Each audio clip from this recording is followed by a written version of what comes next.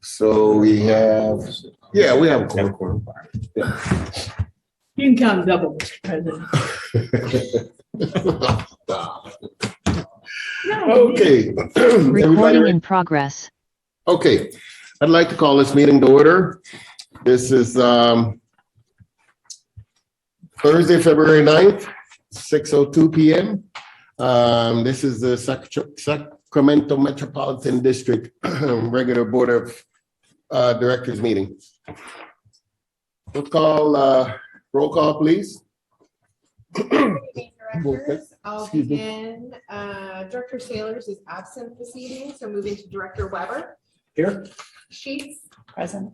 Gould, Present. Wood should be joining us shortly. I will mark him absent for now. Director Rice is also absent for now. Director Jones. Jones is here as well as Wood. Same Director here. Wood is joining us now. Right on time. Director Costa. Here. All right, President Clark, turning it back over to you. Thank you, Board Clerk. Director Jones, would you lead us in the pledge of My allegiance, pleasure. please? Those who are able to, please stand. I pledge allegiance to the flag of the United States of America and to the republic for which it stands, one nation, under God, indivisible, with liberty and justice for all.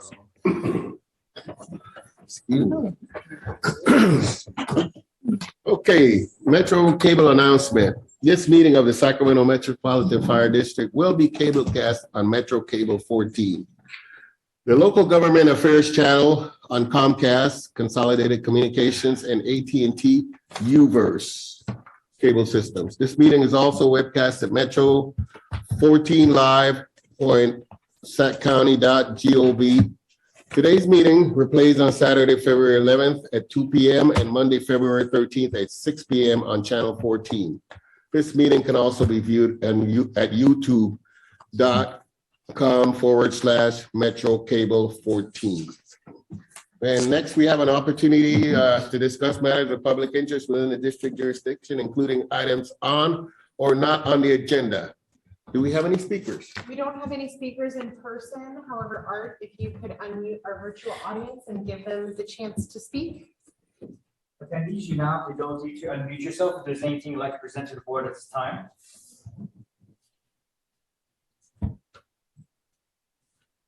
No response. Thank you. Next, we go to consent, our consent agenda. Board members have had a chance to look at the agenda. Do we have any questions, omissions, or additions to the consent agenda? I do not. Hearing none. Move the consent. Second. Motion by Director Wood and second by Director Jones. Call the roll, please, Madam Clerk. Director Weber, Aye. Sheets, Aye. Gould, Aye. Wood, Aye. Jones, Aye. Costa, Aye. and Clark. Aye. Motion passes. Okay, next on the agenda is presentation items. We have a workers' compensation update, and Chief Haverty is going to do the presentation. Thank you, Director. I just wanted to update you on a few items that Chief Bailey and our HR division are working on regarding to the workers' compensation. Chief Bailey and HR Manager Maddox are participating in a local conference here in Sacramento, HR-related conference. It's put on by the Public Agency Risk Management Association, and I've spoken to them yesterday and today about it. They're both bringing back a lot of information, both to help in this area as well as others.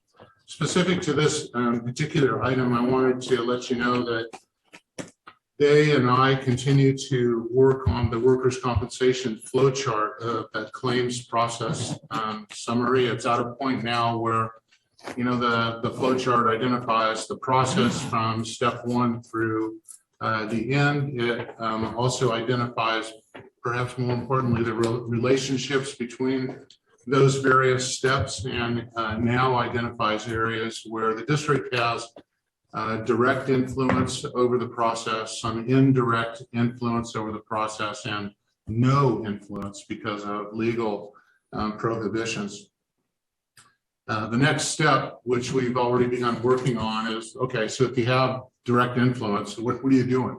What kind of direct influence do you have? And so we have put together some ideas and ways forward, which I've shared with you in my Friday reports to you. But in brief, those consist primarily of specific videos, podcasts that Captain Cahill will work with our HR division on to provide kind of a one-on-one guide for employees, for our members who are struggling with a particular area, or they may be able to access the written word or a document on it, but just having someone explain it to you on a specific question or a step that you can take, or what your rights are, you know, how we can help you better in that area. So those are being planned right now and scheduled with Captain Cahill for videoing. And then those will be placed on our website or another location so that our members can access them, or even the caregivers of our members can access them and get some information and help night or day, basically. They're also telling me that they are updating the workers' comp information for the website with just links to other kinds of the forms and those videos that I spoke about and other information that would be helpful for them to walk through the process. I think I shared with you that I was able to call every single member who's on workers' comp leave and suffering from that right now. And honestly, when I finished those calls, I had very short conversations with those who picked up. About half of them did. I felt that it was probably the best hour and a half I ever spent as a fire chief, just talking with them. So those are areas that they're working on. They also wanted me to let you know that the RFP for the third-party administrator is done, and we have just 2 final reviews before it goes out to the street. And so one of the things that Chief Bailey and Melissa Maddox are doing at this conference is there are a number of third-party administrators that are there. And so they're sharing with them that we're about ready to hit the streets with this RFP and advising them that we'd like to hear from them and kind of meeting them firsthand too. So I think that's a positive thing. That concludes my report. Thank you, Chief. Do we have any questions of the board? I have one. Thank you. Director Weber? Chief, I believe I have the numbers. Do we have a presentation next board meeting from HR and covering that chart? I don't know if it's going to be next board meeting because you're going to hear the mid-year budget next board meeting, and I don't want to overload your meeting, but we spoke about that today, and they're in the process of preparing it. So what I just told you, they want to show you the illustration of the flow chart and walk through it, not only for your benefit, but for our members' benefits as well, if they happen to tune in or want to go back and look at the video of that. And so, yeah, they're working on that for you. But I think it'll be too much next board meeting for all of us. Just trying to get a time frame. Yeah. Thank you. Thank you. Director Gould, you have your hand up? Yes, thank you, Mr. Chair. Chief, thanks for that report and update. Really quickly, as your team is putting together these videos and that informational materials, might I ask that we at least consider including an alumni of the workers' comp process and kind of the lessons that individual, somebody that's gone through that gauntlet can share some insight. And then you made a very key, I think, and keen observation, and that's we also have to give something to the caregivers. I would strongly encourage us to find a caregiver that also could provide other caregivers of our employees some tips of how to survive that experience as well, and key ideas. So I'm glad that everybody else is involved, and that's a great thing. But I would say those 2 different groups would be, I think, a really ideal thing to provide to our men and women and their caregivers. Thank you. Yeah, Director, I agree with you. I hadn't thought about that. And I think that would be very helpful. Thanks. I'll write those down. Thank you. Okay. Any further questions? Thank you. Thank you, Chief. Next, we have our action items. First one is the California Senate Bill 1205, mandatory inspections and compliance reporting for CY 2022. And that would be Deputy Fire Marshal Amy Nagrin. Good evening, President Clark, directors. Welcome. Chief Haverty and senior staff. I'm Amy Nygren. I'm the Deputy Fire Marshal in the Community Risk Reduction Division. Chief Law apologizes for not being here today. She is representing the district at a community meeting on homelessness down in Supervisor Kennedy's district today. Today, I'm here to talk about SB 1205, give a little history and overview of that Senate bill, as well as a little bit of a highlight on our inspection staffing. The state mandated required inspections as for SB 1205, and then a final compliance report on SB 1205. SB 1205 took effect in 2018 and it's codified into the Health and Safety Code. It requires for our agency, the Community Risk Reduction Division, to report out our state mandated inspections to our board of directors. And then the second half of that requires the board of directors to acknowledge receipt of that report. And tonight that's in the form of a resolution. A little bit on our inspection staffing. We have 3 supervising inspectors in 3 different teams, 1 for code enforcement, 1 for new construction, and 1 for training. We have currently 11 inspectors. 7 of those inspectors are inspector 2s, and their primary role is new construction inspections, plan review, and state mandated inspections. We have 2 inspector 1s, and their primary role is code enforcement and state mandates. And then we have 2 inspector 1s currently in training. They're about 3 months into the process.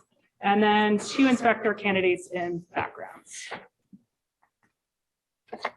So with SB 1205, it requires us to inspect certain occupancies. The first one is an E-occupancy, and that's typically your public and private schools through the 12th grade, and also daycares.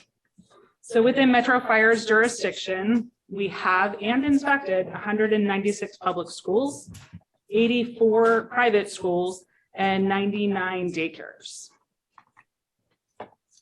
The other occupancy that we need to report out on are residential occupancies specific to hotels, motels, apartments, anything with 3 units or more, as well as care facilities that house more than 6 clients. So within Metro Fire's jurisdiction, we have and inspected 42 hotels and motels, 861 apartment complexes, 885 fourplexes, and 80 residential care facilities with more than 6 clients. We also have a high rise, and although the high rise specifically doesn't require state mandated report out, it is also a hotel. So that does fall into that category as well. We just do it separately so that you can see where it falls. And again, we have and inspected 1 high rise in the residential section. For 2022, we're very proud of our stats for last year. Again, Group E occupancies, we have a total of 379 in the district, and we completed initial inspections for all 379, 100% compliance rate with SB 1205. And with Group R occupancies, again, that's your hotels, motels, fourplexes, and care facilities. We have 1,869 R occupancies, with 100% of those inspected for initial inspections and completed, 100% compliance rate. And with that, staff recommends the board adopt a resolution acknowledging the receipt of the report regarding performance of annual inspections as outlined in the Health and Safety Code. Any questions?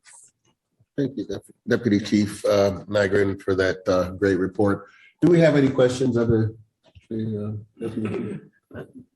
Mr. President. Go ahead. I don't have a question, but wow, those are big numbers. I'm sure everyone in that division gets all their steps in on a daily basis with all those inspections. Well done. Thank you. Thank you. With that, we have about 5 inspectors that have completed most of those inspections last year on average. And when you take, did the math on the whole year, not taking into account vacations, Yeah. sick leave, just normal time training, things like that. It's 8 inspections a day, 8 inspections for the week. And most of us work an alternate work schedule, so that's at least 2 a day. And then that add in all of our complaints and follow-up and things like that. So they're moving. We're very proud of the work that they were able to accomplish last year. A huge workload. Well done. Again, thank you. Director Gould, you have your hand up. Thank you, Mr. Chair. Ms. Nygren, kudos to all of you and your staff. I agree that this is an incredible accomplishment, that this community really needs to understand the lives saved, the buildings saved, just what this prevention really accomplishes in our community. And so please share with all of your staff just how grateful we are of the hard work that your men and women do, because it's just amazing to me that this has now become kind of the new benchmark for your department. I've always wondered, geez, the pressure you all bring on each other to maintain this year over year 100% compliance with the state law. That I think is important for the community to understand is there is no income or revenue generated from our compliance. This is a classic example of the state mandating compliance on something, but not providing any revenue or funds for that compliance. And so this comes directly out of the hard work of the men and women and our budget. In addition to that, Ms. Nygren, do you have any idea, without throwing any other departments under the bus, we don't want to, but do you have any idea of what the state average is as far as compliance goes with this particular regulation? I don't have that information. I know I've attended some classes recently and we've talked about this, and I know there's jurisdictions out there that don't do any still. So it's not surprising, but yeah, we are following exactly what's required. And just to clarify, so we don't get state funding for those inspections. We do have a cost recovery portion of it for all of those inspections except the public schools. Right. So we do have a cost recovery. Right. And that's a sizable chunk of that is outside of the cost recovery. Thanks for that clarification. And then again, I would say it's important for our constituents across the district to understand that we're at 100% compliance, and there's departments that haven't even begun to be compliant. And so that just further, I think, reflects the leadership within your department, within this organization as a whole, as we look at prevention as one of the strongest ways to reduce our demands for service and reduce the tragedies that so often visit other communities that don't comply with these kinds of things. And if my memory serves me right, this whole regulatory piece came about because of some significant tragedies that happened in jurisdictions where there was absolutely little to no prevention going on. So for the organizations that participate in these and may pay a small cost recovery, understand that this is a massive prevention that goes on and saves us the heartache and the tragedies that have visited other cities. Am I speaking out of place, Ms. Nygren? No, absolutely. I appreciate the kind words for our division and the hard work that our staff has done. Thank you. It is truly amazing. Thank you, Mr. Chair. Thank you, Director Gould, for your great questions. And thank you very much for your hard work, you and the staff. And all right, thank you for coming. Thank you. All right. Mr. Chair, I make a motion, we adopt the resolution. Oh, I'd like to move the. I'm sorry. Yes, yes, sir. I'd Sorry. like to remove. Yes, it's I'd an like to action. move staff's recommendation pursuant to the requirements contained in SB 1205 to adopt resolution acknowledging receipt of the annual report regarding all these inspections for the calendar year 2022. All right, we have a motion, and do we have a second? Second. We have a motion by Director Jones, a second by Director Costa. Clerk, would you call the roll, please? Director Weber, Aye. Sheets, Aye. Gould, Aye. Wood, Aye. Jones, Aye. Costa, Aye. and Clark. Aye. Motion passes. Okay, Moving on to the second item on the action items is emergency work approval, Station 101 repairs, and we will have a Deputy Chief Wagaman. Good evening, President Clark and Directors, Fire Chief Haverty. Good evening. I first really want to dovetail. I wanted to do it before she finished her first presentation. One thing that she did not mention is she was promoted and we had a new fire marshal all at the same time. They never lost priority of these mandates. So there was a lot of moving parts, and that really speaks to the professionalism of the community risk reduction. That's a lot going on, and they still got the job done. So outstanding job. So on to my report before you tonight is emergency work approval. Not real good news to report, but something that I have to do. On January 29th, 2023, an electrical fire occurred at Metro Fire Station 101 at 3000 Fulton Avenue. The fire was caused by a mechanical failure, resulting in extensive kitchen thermal damage as well as smoke damage throughout the station. In order to restore the station's ability to continue to provide services to their first due area, immediate restoration services were necessary. Our facilities manager contacted ATI, who was able to assemble a crew and begin the extensive process of cleaning the station to allow for partial reoccupancy. At this point, the cleaning portion of the restoration process is expected to exceed $100,000. Which is typically requiring an informal bid process. However, in this event of an emergency, we can forego that as long as the board approves and finds that this is in fact an emergency. In order to restore non-delayed response services to that station, we must reoccupy their dorm, reoccupy their bathroom and shower, reoccupy the captain's office, as well as reoccupy the EMS storage room. Once this process is complete, we can move to an informal bid process for the reconstruction or the build back. And then we can reoccupy the day room and the kitchen area. While the reconstruction is occurring, the crew will be able to utilize the fire investigations unit building next door to accommodate their day room and kitchen needs. The PCC, which is Public Contract Code, defines an emergency as a sudden unexpected occurrence that poses a clear and imminent danger requiring immediate action to prevent or mitigate the loss or impairment of life, health, property, and essential services. And that is exactly the services that Metro Fire Station 101 provides to that community. So with that, it is staff's recommendation that the board finds that this is an emergency and authorizes restoration without a competitive bid, and to approve this resolution by 4/5 vote. If the board so authorizes, I will update the board at every regular scheduled board meeting until this action has been terminated.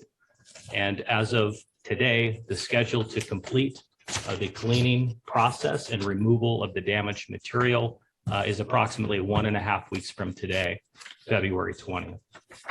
With that, I would like to open up to any questions that you have. Do we have any questions from the board? Oh, Director Weber.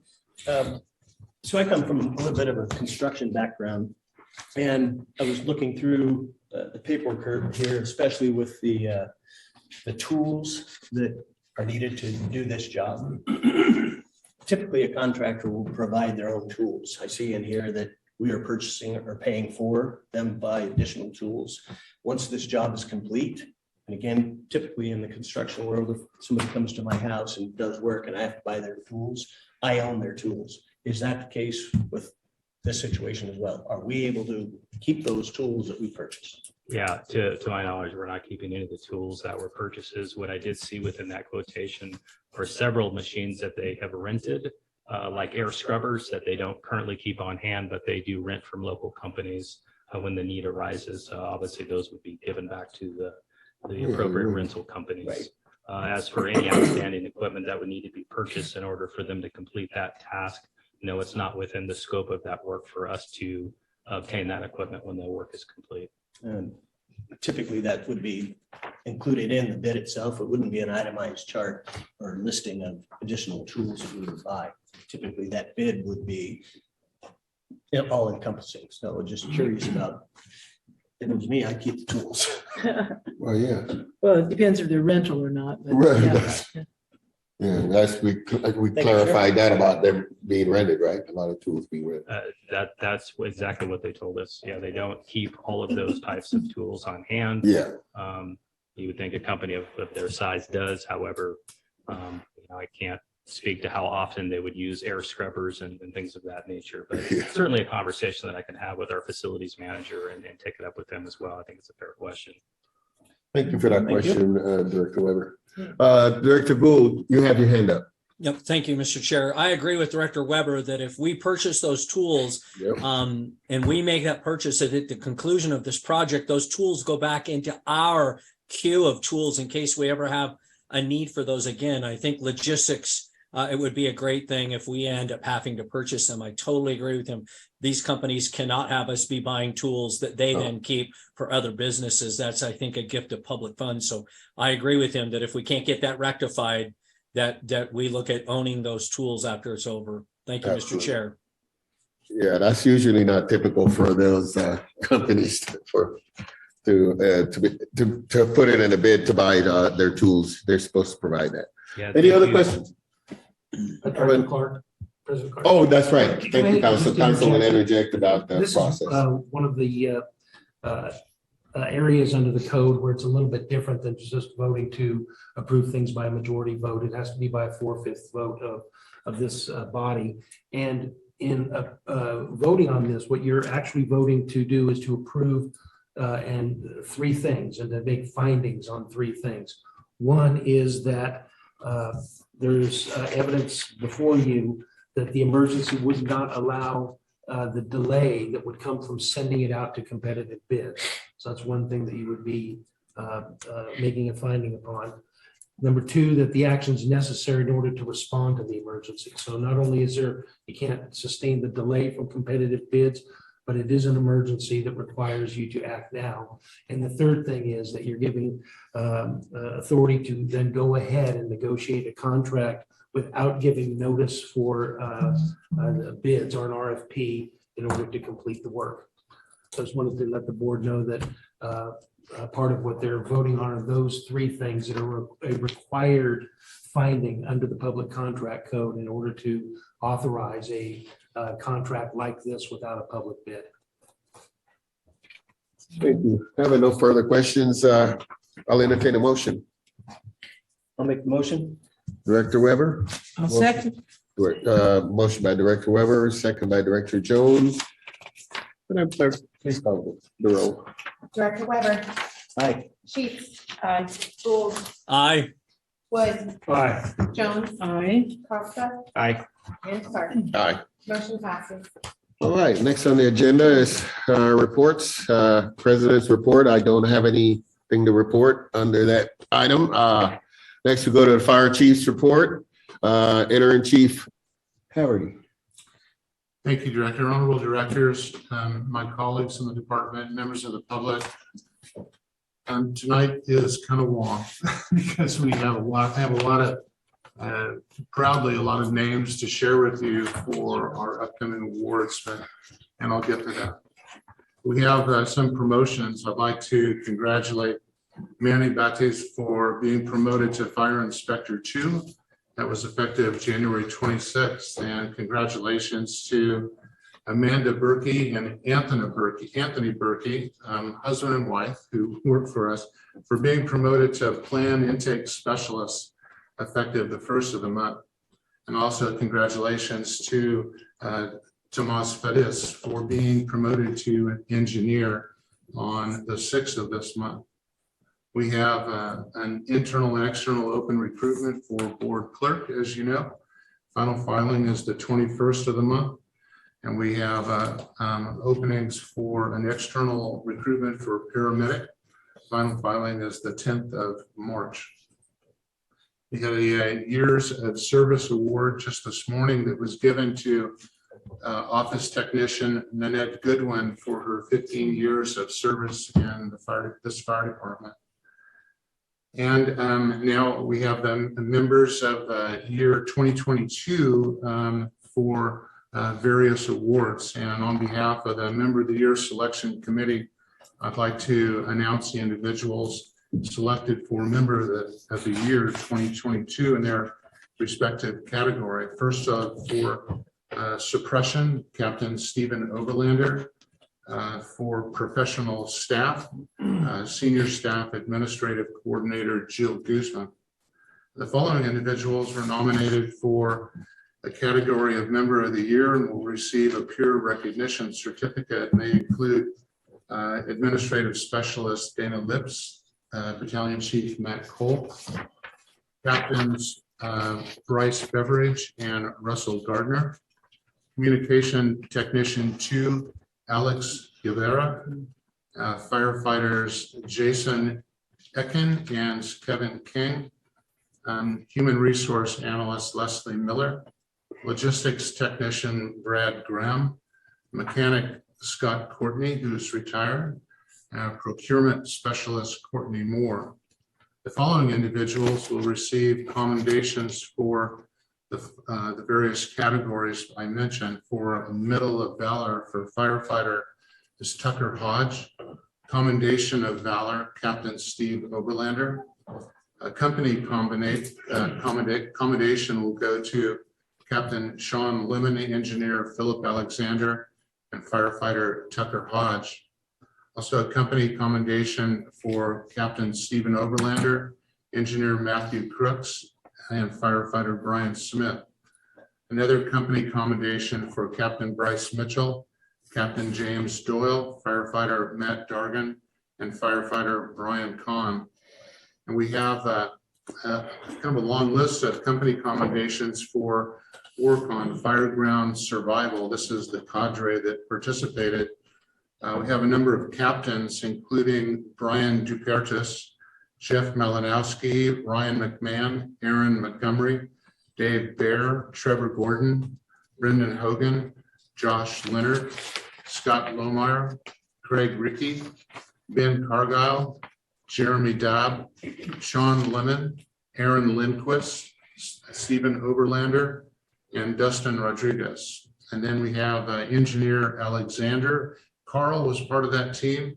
And then a number of firefighters, including Brett Farrell, Andrew Nahara, Kevin Stewart, Austin Thiel, Jason Watts, Lorenzo Wood, Jason Ekin, Gabe Gomez, Mitchell Landetta, Daniel Rosso, Matthew Hauser, Christopher Pike, and Katie Trimble. We have some peer recognition commendations, which will go to the following captains: Tyler Block, Ryan Manfredi, Ryan Pullis, Jeremy Crawford, Josh Leonard, Scott Lohmeyer, Dave Bear, and Dwayne Miller. And then for engineers, Kevin Gresham, Bo Levetsky, and logistics technician Anthony Berkey, and also logistics technician Brad Graham, and logistics technician Warp Christo. And we have a peer recognition for payroll supervisor Sarah Ortiz, and for safety specialist Robert Sestito, and also safety specialist Brian Spence. And these awards will be presented at our annual awards gala on March 30th of this year.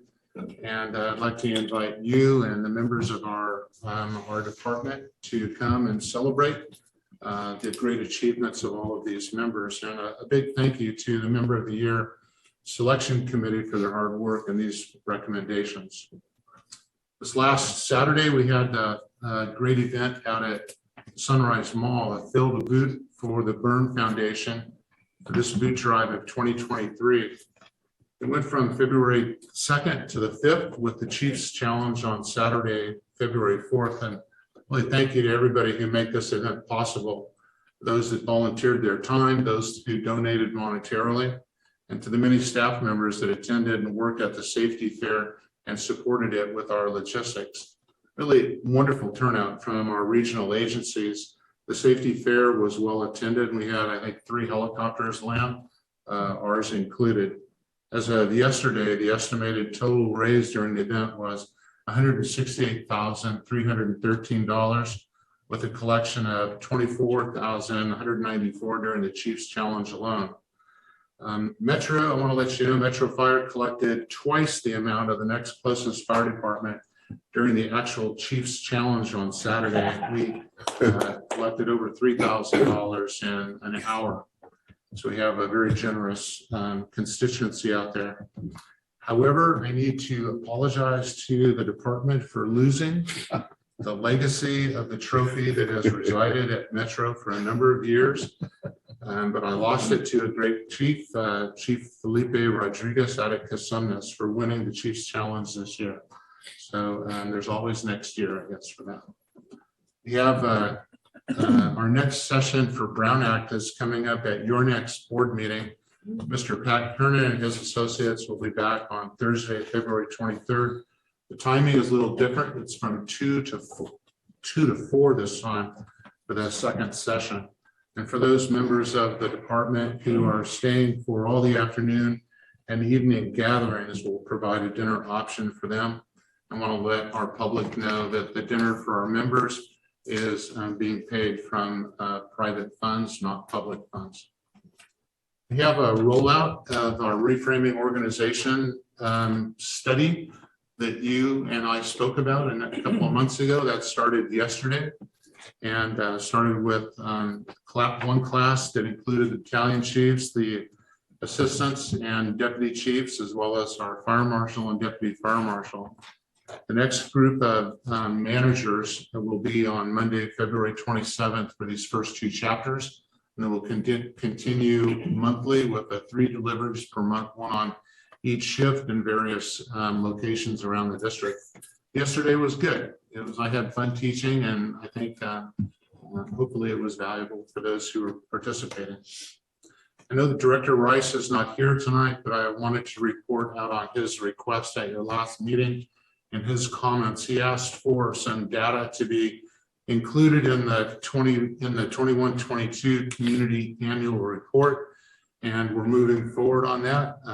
I've met with our controller and others in the department, and so we'll be including the number of firefighters, including engineers and captains, with injuries or deaths, the number of lost time in days due to industrial injury and illnesses, the dollars spent for coverage of lost time due to an injury or illness, and the number of physical rescues performed.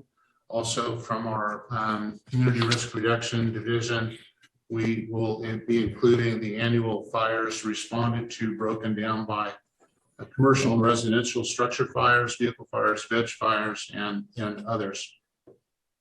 There's a couple of areas where we can't really get information now or maybe ever. It's the number of injuries sustained by firefighters while responding to an EMS call.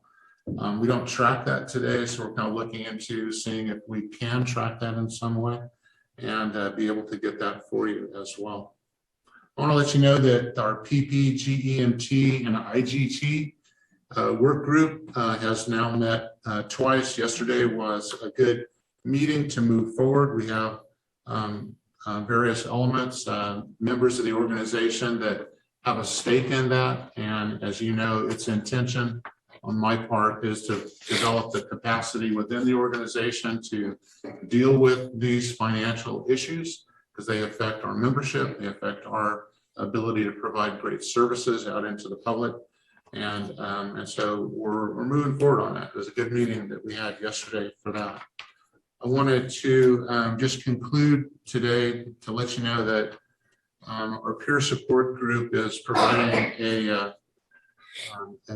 an offering for couples, first responder couples, husband and wife. It's called Challenges Associated with First Responder Relationship. It actually takes place this Sunday, it takes place Sunday, March 12th. From 10:30 to 3:30, and I saw a note late today that it already filled up, and they take 30 couples, and so they're looking at doing another offering for that because it filled up like that. So clearly an important need for our membership. Yes. Thank you. That concludes my report. That's marvelous report, Chief. Thank you. Do we have any questions? Chief? Go ahead. Yeah, Chief, thanks for the report. I appreciate all the comments. I also appreciate the reports that we get every week from you on the Fridays. Those are good. I've noticed the last couple of weeks, we haven't had any brownouts, but we're still having challenges with constant staffing, particularly on Saturdays. The last 2 Saturdays, we've had 8 to 9 mandatory callbacks. The rest of the week, it's 0, 1, or 2.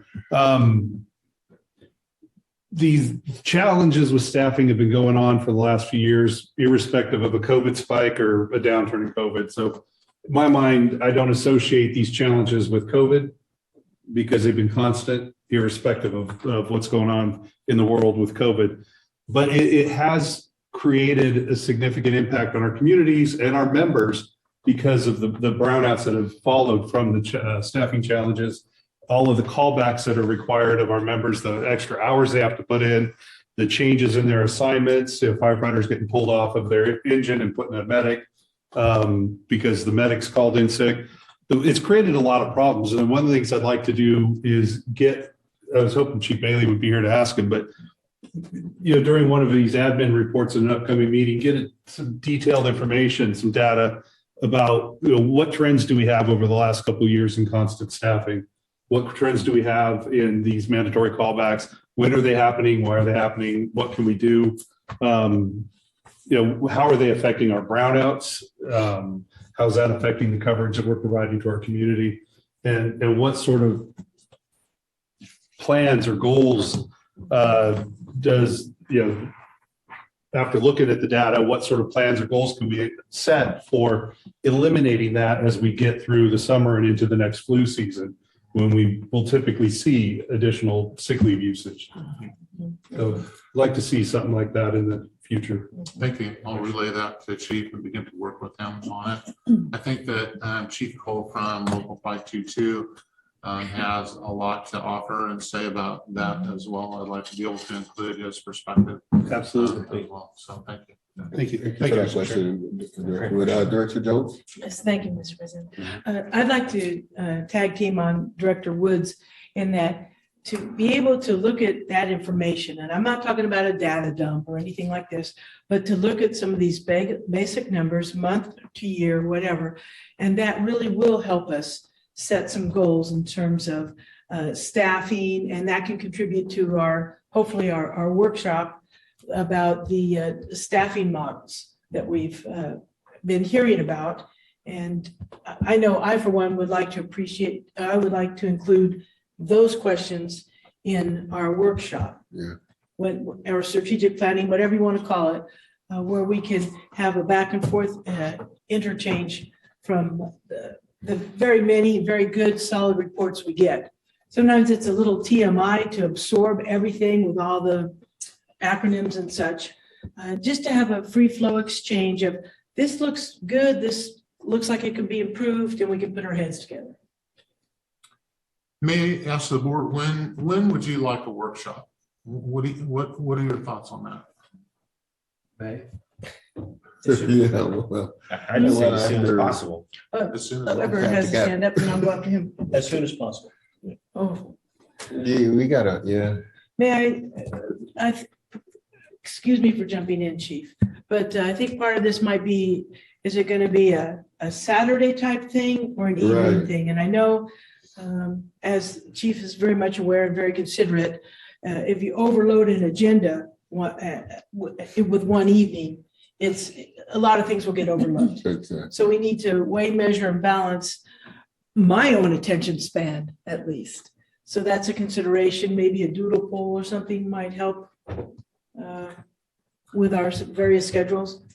So how about through the board clerically float some dates and kind of options for you, and you can pick and choose what you might like. My guess is you won't want to meet over 3 hours or 4 hours. Is that No. accurate? It's too much.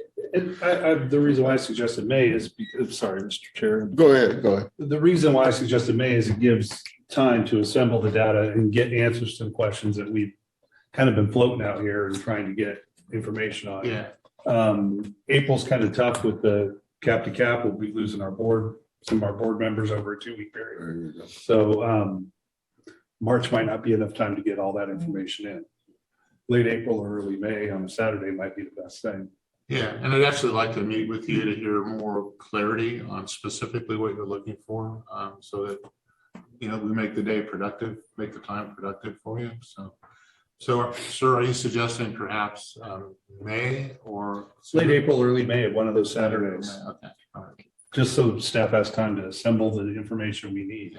And we're not putting them in a crunch, trying to get together for a mid-March meeting. Okay, great. Well, just recollect that time frame is cap to cap. So perhaps the second, third week in, I thought that was April, I'm sorry. it is April 2021. Yes. So And- anyway, Early May, we can late May. handle calendars. Probably, well, yeah, and like you said, the board clerk will float those dates and we can come to a consensus. All right. Sounds like a plan.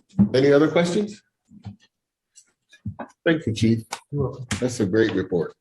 Next, we have the operations report, and that'll be Deputy Chief Mitchell and AC Lozano, Yes. Assistant Chief Lozano. Thank you, President Clark. Good evening, directors, chief, and everybody present tonight, virtually and in person.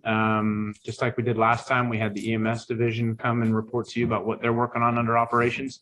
Tonight, I'm very proud to introduce to you Assistant Chief Mike Lozano, who is in charge of our safety, health, and wellness and training division to give a report out on what they're working on. So, Chief, come on in. Good evening, Welcome. Good evening. Mr. President, Board, Fire Chief Haverty. I will give you a report out, but first I want to start with a perspective. So in the fire service, we talk a lot about risk assessment. In doing that, especially at Metro Fire, we talk a lot about risk identification, risk mitigation, residual risk, and risk tolerance. So when we do that, we can identify some big risks in the fire service universally, especially in here at Metro Fire. And some of that, I'll just list a couple. It's not going to be an exhaustive list, I can promise you. But cancer-related exposures, big risk for us. Cardiovascular disease issues, physical health, injury prevention, whether it's on an emergency scene or day-to-day operations, mental wellness, firefighter resiliency and retention. These are some big risks. And now what I'd like to do is walk you through how training, health, wellness, and safety is actually the merge point for how we reduce all those risks in Metro Fire. I can draw a direct line for what the men and women in the training division, the health and wellness division, and the safety division are doing to mitigate and try to reduce those risks as much as possible at Metro Fire. So first I'll start with safety. Every day you walk into safety, we just finished up fit testing. We're making sure that the men and women in Metro Fire have their protection equipment and it fits properly so that we can eliminate as much of the exposure to carcinogens as possible. In addition to that, they're cleaning PPE at a rate almost double already this year than we did last year, which means that not only is our compliancy up with our cleaning and sanitation compliancy, but our men and women at Metro Fire are understanding that wearing those dirty turnouts, wearing that dirty PPE is no longer the sign of being salty, right? So the safety division is doing that. In addition to that, they have constructed and are conducting field testing for our tick purchase later on this year. Hopefully we're going to get a grant for that. So the men in safety right now are working overtime to make sure that some of the biggest risks that we have identified in the fire service and certainly within Metro Fire are being mitigated to the best of our ability. Health and wellness.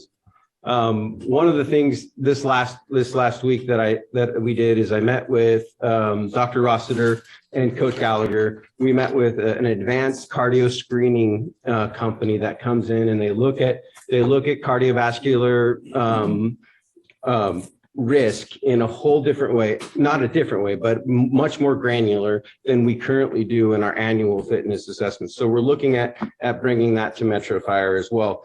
I've also been with Coach Gallagher as we have went and visited and had many wellness clinics come to visit us. We're looking to do some open hours at different wellness clinics throughout the department where people could pop in and get that moment of relaxation before they go home to their loved ones and hopefully de-stress a little bit from the shift. These are things that we're doing. And again, I can draw parallels to what we're doing to some of these risks that I've already identified. Training. This week we met with Tesla. Tesla is going to change the roof tiles that they use in Sacramento. We met with Tesla, the training division went out on site to where they're going to build a prop for us. We're then going to cycle all of our truck companies through it. They're going to get a chance to not only get on that roof, cut that roof, but also listen to the experts about the energy retention once you turn the system off. We're also going to have a prop of Tesla power walls out there so that we can get familiar with what those look like and what those turn off. Again, directly related to the risks that we know of in the fire service. We also have what's called our multimedia group. You've already heard it once. We've referred to them.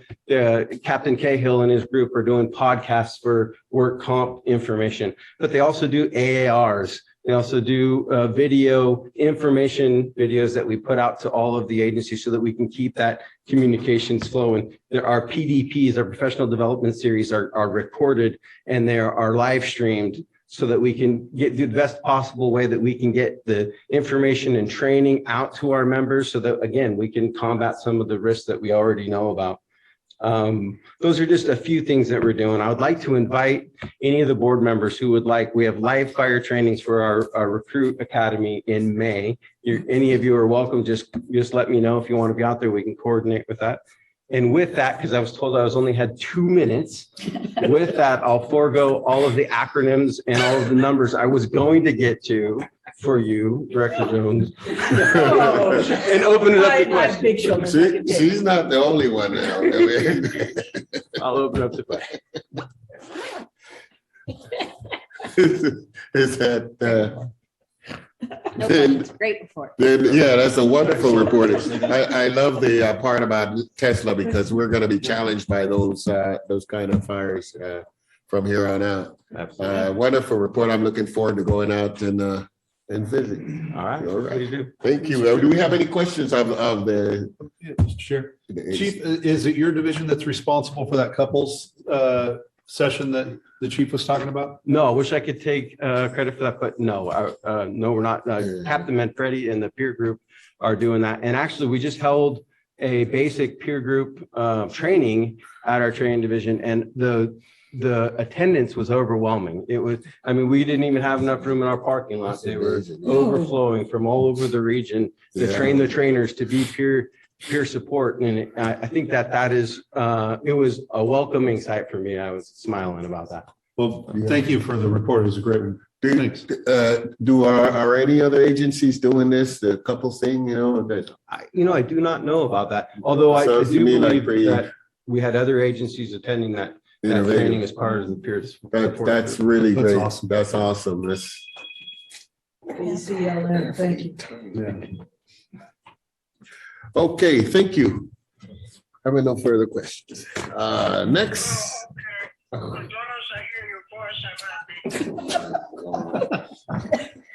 Sorry, that's. Who else? This is her mother. I apologize. Moms call it the darndest time. They don't care. She doesn't care what I'm doing. She's entitled to that. So I'm not going to fight that trend. I just apologize.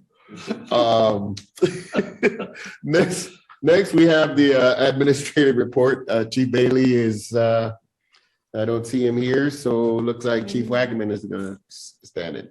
Yes, good evening, President Clark, directors, Fire Chief Harms, President Clark's mother, Tyler Wagman, Deputy Chief of Support Services with your Support Services report. Tonight, the highlights continue. Tonight, I'll be highlighting the Facilities Division.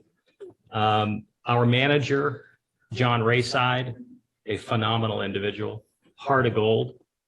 He takes every single one of those core values each and every day and puts them to work. And it's an honor and privilege to work for him every single day. John has a fantastic team of 4 individuals. They all have their own specialty, which is very unique to Metro Fire. We have an expert in HVAC, we have a plumber, we have an electrician, and a general contractor. They all cross-train themselves. And I have no doubt by today, they're all experts in all of those fields, which is fantastic. Mr. Rayside has been in construction for 40 years. He's been with Metro Fire for 22 years. And in total, his team brings 125 years of construction experience to Metro Fire. So what do? Well, this is John's words. We operate like a small construction company. We oversee vendors providing facility services to the district. We manage projects. We budget for projects. We can conduct emergency and preventative maintenance repairs throughout the district. We upgrade our fire stations. And in doing so, we work closely with every single division within Metro Fire. Most recently, they provided an immediate response to help restore power to our fire stations during a wind event. They also removed debris to make sure that our rigs could access and egress the fire stations. And they maintained fuel in the generators for the stations that were on backup power. Even more recently, during the fire at Station 101, I made a call to Mr. Rayside, and he made it to Station 101 within an hour from Rancho Marietta, dropped everything that he was doing on a weekend, about 30 minutes before the football game was supposed to start. And he made it a priority of service before self. And that I appreciate. And he had his team follow suit right behind him. Some fun facts. In total, they maintain 43 fire stations, 4 administration buildings, and that's a 502,000 square feet of buildings throughout our jurisdiction. Last year, they had 912 maintenance requests that they handled. That's 76 per month. And 4.8 per day. Some big accomplishments within 2022. They completed the installation of the mobile bathroom at Station 23. They upgraded almost the entire facility at 3121 Gold Canal for our new training division. They assisted our IT division with access control, which has been an ongoing multi-year project. They upgraded multiple stations to accommodate our Safer Firefighter grant. They replaced the HVAC system 1 and 2 here at headquarters. That was a $500,000 project. As well as they installed emergency generators at Station 24 and Station 25. And I'm just scratching the surface on the many accomplishments that they had in 2022. Well, with John's 22 years of experience, he's going to hang his hat up here come April. As much as he very much wanted to be here tonight, and I said he's amazing at just about everything that he does, and including golf and problem solving. One thing that he's not that comfortable with is standing here before you, but I reassured him that's my job. So he's going to retire this April, and I know that we have 4 strong individuals that work within that division that could easily take his place tomorrow, and we have already started the process. We have interviews coming to replace him, as well as we have an active recruitment to replace whoever takes Mr. Rayside's position. So in closing, your facilities division has a strong team dedicated to keeping Metro Fire properties in working order, allowing the public's call to get answered without delay and without disruption. And that concludes my report. Great report. Do we have any questions of the chief? Thank you. And next up is support services report by Chief Wagman. John? Yeah. Yeah, he did Bailey's, Chief Bailey's report. Chief Bailey's report, I think he's going to cover it at the next board meeting. Oh, okay, all right, then you did, all right, I got that a little confused. Next, we have General Counsel's report. No report. Council Albert has no report. Next, we have firefighters local 522, BC Matt Cole, Vice President of the local. Good evening, everyone. First off, before my report, I'd like to speak to the comments of Director Wood, followed by Director Jones. I appreciate you pushing for a workshop on what we call constant staffing. That's a confusing term sometimes, just like customer service is really just people helping people. Constant staffing is just making sure that when somebody calls, we show up. There's so many factors associated with, yes, the use of leave and some of our negotiated benefits, but also recruitment challenges, retention challenges, deployment challenges, modernizing what we do and how we do it. And so I am thankful that we've all been talking about that for a while, and I absolutely welcome the opportunity. And like Chief Haverty had said, the piece that 522 will play in that, because the work-life balance is a challenge. And at 522, we've taken a lot of steps really over the last year to not just come up with working conditions and good union jobs to recruit people into our EMS division, to look at how to modernize that deployment, but the men and women have changed to an alternative callback model to where we're rotating more frequently. And I know, and I thank you all for the visits you've made to the firehouses, and I understand that challenge is being shared with you. So as soon as possible, whether it's March, April, May, we welcome any and every opportunity to work with all of you to ensure that when the call is made, people show up, and we do it as professionally as possible. So thank you, and thank you, Chief. So to my report, since we've met last, a number of 522 members, myself included, did attend the Affiliate Leadership Training Symposium in Clark County, also Las Vegas, like we said. And yes, there was a lot of networking that happened at the fun side of Vegas. I am very proud of the amount of work that went in the number of leadership classes that we all attended. Many great classes. There was a lot of conversations that I personally got pulled into regarding the PPG EMT and what AB 1705 has set up for us locally within the state. We connected with a lot of other local leaders to clean up this non-federal share piece. And we continue to work on that. And Chief Haverty has set together a working group here internally that I am also appreciative to be a part of. I can tell you at the state and even the federal level, labor is going to be involved to ensure that the opportunities to get help from the federal government for the services that really our local communities are providing the funding for, the government has a means to support us there. And we're going to make sure that we get in the room to ensure that we exercise that to its fullest. So there was a lot of good things at Alts, but the thing that I took home that was the most powerful for me, and it hits a little bit to Chief Lozano's report, is you heard about our safety division and the laundering of gear.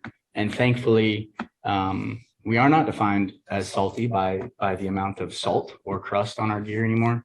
The carcinogens that we've been exposed to when we push into structures and then take out on our gear, we can do something about. What we cannot do anything about right now is that our gear itself is giving us cancer. Our gear is loaded with fluorinated particles that are PFAS heavy, and I wasn't aware of what that was. There's been a fair amount of literature that has come out recently from the IFF, but for way too long, we've been slow to react to the challenges that the manufacturers have been aware of for a long time. And just in the last week, I have been informed that a dear friend and retired member and an active, really good friend both have cancer that can be directly attributed to the exposure that we are getting from the PFAS in our turnouts. We don't have really good options. The membership is going to be, we're working together to educate the membership on the exposure that we are willingly taking. We all accept that pushing into a structure to potentially save somebody's life, we just kind of say, yeah, cancer is going to get us all someday. But we never thought that the gear we were putting on to protect us would be giving us that cancer, and it is happening at an alarming rate. And so the IFF is championing change and looking to hold those manufacturers accountable. I think there are some things we can do here locally that we will also work on to try to manage some of those challenges, but it's heavy. And I myself have put my son in that gear when he was 3 years old to take pictures of him. And if I knew that was giving us cancer, I sure as hell would not have done that. So we need to start to look at that gear differently. Even going out to the Burn Institute's boot drive, I'm so happy that we're out there doing that. But we had men and women parading in cancer-causing gear just to collect money for the Burn Institute. So we have to start to really look at what we do and how we do it and change those things. So that was very powerful. Sorry if I should sound like I'm getting choked up, but it was a big part of the conference, and I look forward to working together to try to manage those things here at home until we have a bigger solution for the fire service as a whole. Since we met last year, we had a shop steward meeting. So 18 shop stewards were together. We were able to pass all this information from alts on to all of them to get out into the membership. We were able to talk about labor management and some of the good things that we've been doing since Chief Haverty joined the organization. And then also talk about deployment standards of coverage and even some of the stuff that you're asking as far as constant staffing and what we hopefully will cover in the workshop. So that was good. We had a general membership meeting today, actually, where it was enlightening to get together with the other units. We don't often hear what other units are working on when they report out to their membership and general membership. That's a neat opportunity for us to get some snapshot on what they're doing. And I can tell you, not just a lot of us went through negotiations the last year, and I'm very proud of what we were able to do to establish some improved working conditions and recruitment opportunities for folks. But some of our partners, both to the east and the west, are working on educational opportunities and paramedic training because they're looking to bring in single function individuals into the EMS division and looking at opportunities to put them through school. So I think therein lies our challenge, right? To either partner with them and do those things or make sure that we're out in the front so that we can continue to have the workforce that we're going to need to answer the call with constant staffing. I do appreciate the opportunity to be involved in the upcoming RFP process for the third-party administrator for work comp. So 522 is very appreciative and looking forward to being part of that. And lastly, that boot drive. I cannot thank the folks that volunteer, all of the folks that work for the Burn Institute and put in the countless hours way beyond what their normal 40-hour work week might look like. The amount of volunteers that come out to staff that, Ryan Gardner and Tyler Kraft sitting out there in the weather. Tyler just had a baby. I think his baby girl was like 9 days old when he was out there on behalf of the event. So a huge thank you to everybody. Thank you to Chief for being part of the Chiefs Challenge. We'll get him next year. And thank you to all of you for continuing to support that event and the boot drive. And thank you to Chief Mitchell for lending a hand operationally. Metro Fire props that up. We really do because of some of the challenges and work-life balance and all that. And we continue to be very flexible and agile on that. That is one of the powers of our organization. So thank you. And with that, that concludes my report. And unless anybody has any questions. That's a great report. Thank you for that report on the turnouts. We really need to hold these manufacturers to account. Yes, sir. It's not that hard. Do we have any questions? No. No questions or comments. Thank you. Vice President Cole. Okay. Next on the agenda, we're going to move on to committee and delegates reports and executive committee. I'll start with the executive committee.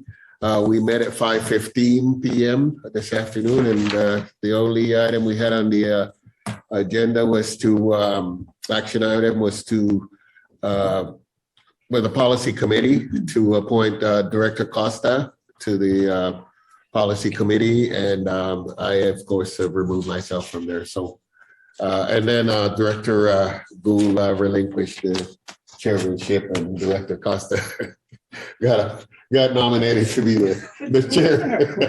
His first time in. Voluntold. Yeah, voluntold. But I'm sure he's going to do a great job as chair of that committee. All right.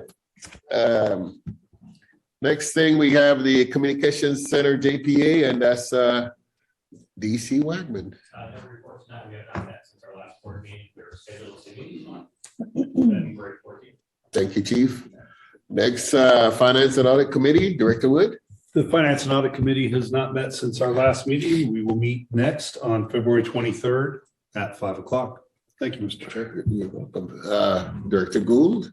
Director Costa. Wait a minute. Since you're still the director, I mean the chair today, Director Gould, maybe you'll just be your last report. Or would you like to have Director Costa? No, please. Okay. Yeah, I think it's the proper thing is to, let Director Gould finish up. Yeah. Thank you, Mr. Chair. The policy committee met, and as has been already articulated. Director Costa was elected or voluntold that he would be the chair for the following year, and Director Sailors would be the vice chair. We also heard from our IT director on the topic related to password protection and new password policy, and that policy will continue to come before the policy committee on basically an annual basis or as needed to maintain that policy as current as possible. There are no future dates set for the policy committee, but I'm sure the new chair will make that happen sooner than later. That ends my report. Okay, thank you, Director Gould. Next, we go to board member questions and comments. Director Costa. All right. You start off. Yeah, I want to thank you for the opportunity to be the chair for the policy committee and the opportunity to serve. So thank you. And just want to congratulate all the award winners and the new promotions. Great work by everyone. Thank you. Okay, Director Sheets. No comment tonight. Okay, thank you. Director Weber. Yes. I've been fortunate to have been out in the field with fire stations, certainly some divisions throughout, and a common thread, not so much with the badges, if you will, but other divisions, the common thread seems to be that everyone could use more help. I know that folks are welcoming me into the fire station, certainly the divisions. I know all of you are welcome anytime you want to step into those firehouses. It's very, very beneficial for myself and certainly for the board.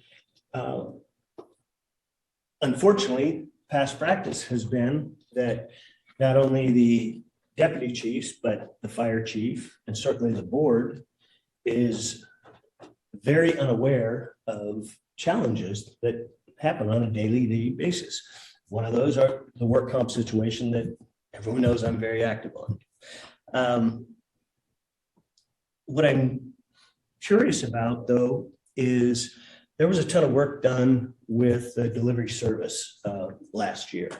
And I'm sure there was a report that you folks have received. I'd like to have that report myself. I haven't seen that. I think that if also a roadmap or a long-term plan so that management and labor can possibly reclassify, tweak, whatever terminology you want to use to maybe get some of these other divisions some help. So in short, I'd like to see that report and a long-term plan, if you will. That is it. Thank you, Director. Next, we go to Director Gould.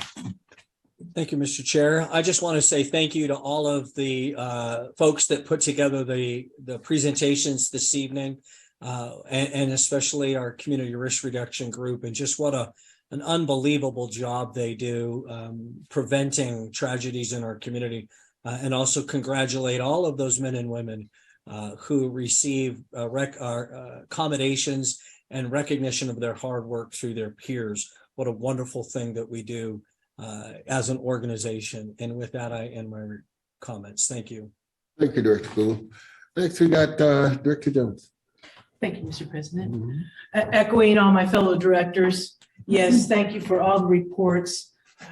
Very, very worthwhile. And echoing my fellow directors about, again, topics that we need to get into and discuss potentially at a workshop, and that's already been taken care of. And I would like, it's already en route, so to speak. I would like to thank seniors, well, thank everybody, senior staff down to folks in the fire station. Over the last couple of weeks, I've been involved in several different elements of emergency service delivery and policy and such. And I am so happy because every time I have a question or there's an issue, Metro Fire steps up and we get to be leaders and give support and leadership to other agencies and different levels of governance in our county. And I very, very much appreciate the support, the professional reaction that I have personally received from all of you, as well as a thank you to, for example, the special districts in Sacramento County. Some issues this last week, and Metro steps up and comes up with some answers and way to accomplish some goals and objectives that had not been met prior. So I want to thank everybody. It's a long list. I'll catch you offline on it. Thank you. Thank you, Director Jones. Director Wood. Thank you, Mr. Chair. I'll echo what's already been said. The presentations were amazing. I appreciate everything. Chief Cole, thank you for the turnout comments. That was good to hear, and good to hear that we're working on that. Just also want to echo and say thanks to everyone that's helped out with the boot drive this weekend. I was up there. My wife was in the counting room the last Saturday and Sunday. I was up there on Friday. Sunday I was up there, and I've been helping out and volunteering with the Burn Institute since about 2015. And every year it just gets bigger and bigger and better. The reach of that organization, we have on Sunday, we had people from the Travis, U.S. Air Force Fire Department of Travis. We've had Placer Hills, Cape Hay Valley, which is all the way out on the west side of Yolo County. Everyone from Metro, of course, like it said, we stand up. I think we stand up at the event. Some Sac City people, Woodland and UC Davis. We have people that come and volunteer their time from all over this region just to help support that organization. And it's wonderful to see that. So thank you. Thank you, Mr. Chair. Thank you. Well, ditto to all the comments of my fellow board members. I can't say it any better.